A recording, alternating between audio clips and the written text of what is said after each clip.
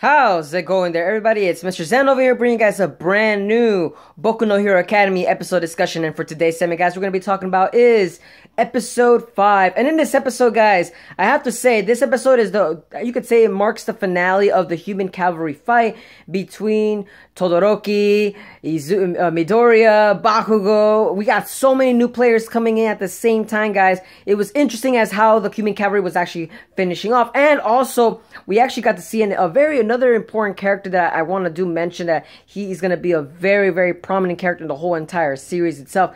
But needless to say, guys, let's get on it on this episode 5 discussion. So, episode 5 did start off with a little bit of the recap of the previous episode, but that's only due to the fact that because there's so much action going on from the previous episode, they wanted to kind of recap it, just give like at least a minute or two of what happened in the last episode in order to actually emphasize what's going on in this specific episode. As this specific episode, guys, wow, Todoroki team, wow.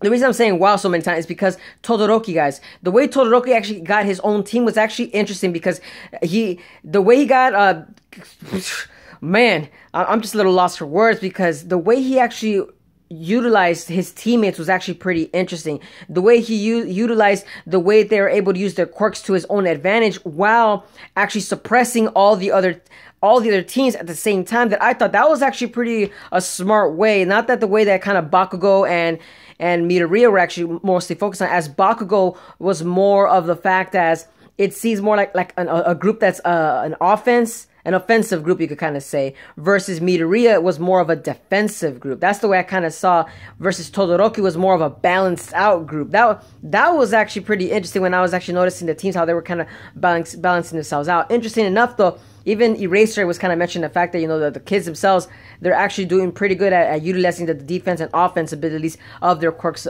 at hand. Honestly, like I said, it's very interesting to see that. But the one that kind of interested me the most was also Neto.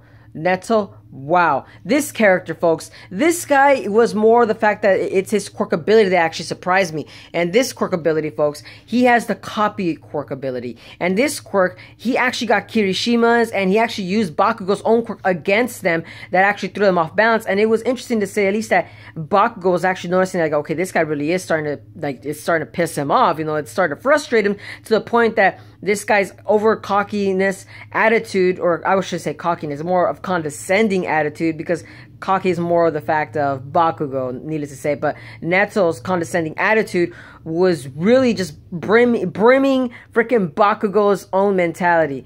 He was on the point of just like almost trying to kill him. And actually they emphasized the fact that Bakugo went all out against Neto himself. And it seems, since, you know, of course, Neto showcasing his ability was only to be able to save himself. And that was actually pretty interesting, that seeing Neto himself, seeing him more in the upcoming arcs themselves, because Neto's ability, the copy ability, if utilized correctly, can actually be a very, very strong ability in a sense, guys. I mean, come on.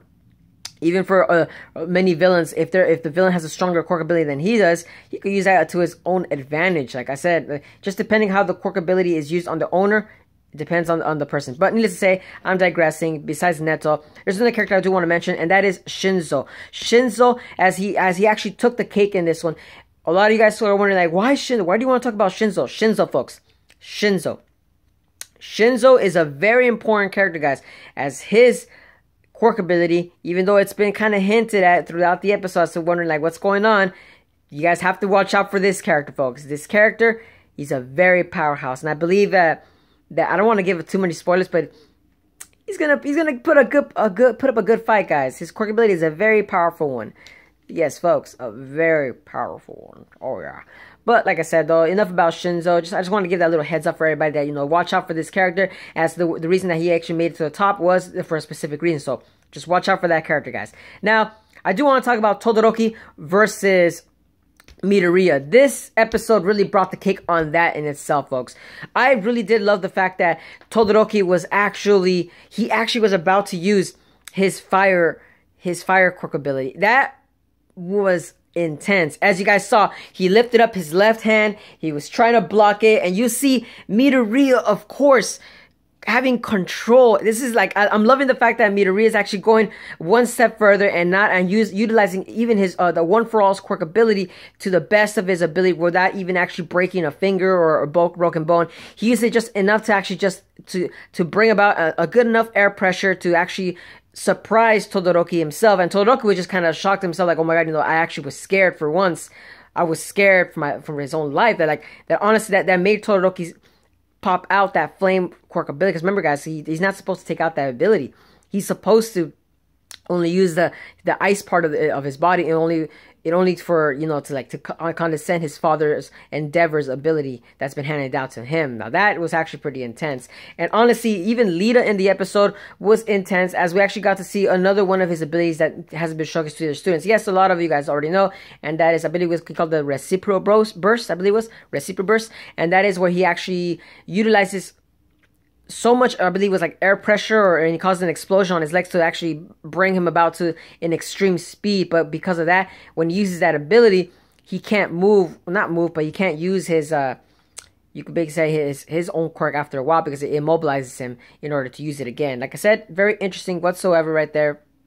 And it actually emphasizes the fact that Lita is also another character that that Midoriya has to watch out for, as Tenya actually mentioned it earlier in the episodes, that I'm challenging you, Midoriya. I'm challenging, and I want you to witness my strength. Like I said, I love the fact that they was actually going out. But the last bit that I do want to mention, guys, is Tokoyami, folks. Once freaking again, guys. I'm telling you guys, Tokoyami with his dark shadow ability, it's amazing. I'm loving the fact that they actually emphasized more of the fact on this in this episode, and that was I believe not Tokoyami. They were explaining it in another part of the scene. When was it? Oh yes, when they were back at when was it? When they were fighting the villains, Tokoyami actually explained that because he's only able to utilize his quirk ability in a better advantage than when there's darkness and when there's more sunlight, then his quirk ability kind of becomes more hindered. It was actually emphasizing the fact that Tokoyami has a double-edged sword. It's a very powerful quirk, but at the same time, it could be hindered at the whatever time that it's actually being used. At the more sunlight, the less weaker it is, and the more shadows, of course, the stronger his ability will become. But needless to say, it's funny because Midoriya actually used Tokoyami's ability in a very, how do I say, in a defensive ability versus an offensive ability, that Tokoyami actually respected Midoriya for doing that. And I love the fact that Tokoyami actually saved the day, as we actually saw that Todoroki, he actually stole the headband from Midoriya, and it actually hurt Midoriya's pride out there. But of course, they tried their best. And the thing about that I liked that Tokoyami was that he actually tried to help out Midoriya in the same time as well. Tokoyami is a character that we all have to watch out for as well. You could see his rising action is starting to get better and better as each of the episodes are progressing. I'm loving I'm telling you guys, Tokoyami is amazing. Can't wait to see once his own character arc envelops, or at least when he gets more time to shine in the later arcs themselves, like I said. But let me know down in the comments below, guys, as to what are you guys' thoughts on the human cavalry fight whatsoever. Loved every bit of it whatsoever, and I love the fact that this whole entire episode was just action based, guys. It was purely action based, and I love the fact that every single person, even Mineta himself, was actually freaking hilarious. Mineta with his own quirkiness whatsoever. It's hilarious. But like I said, let me know down in the comments, and as always, guys, if you guys enjoy my content, don't forget to give a like, comment, share, and subscribe for more Boku no Hero Academy discussions. And as always, I hope to see you guys in the next video. But this is Mr. Zen, signing out.